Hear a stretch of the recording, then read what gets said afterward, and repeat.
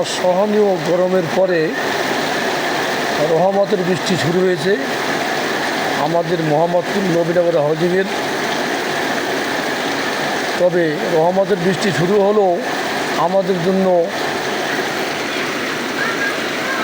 রহমত নেই, কারণ সামান্য বৃষ্টি হলেই নবীনগরের রাস্তা তলিয়ে যায়। দেখুন, রাস্তার ভিতরে পোলাপান খেলাধুলা করছেন।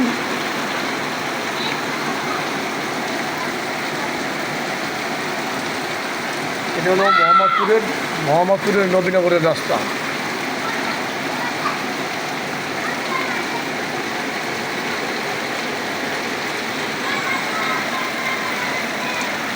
এখানে একটু বৃষ্টিতেই পানি চলে যায়। অনেকের বাড়ির ভিতরে পানি ঢুকে যায়। এখানে জনগণের চলাচলের অনেক ভোগান্তি হচ্ছে, তবে দেখার কেউ নেই।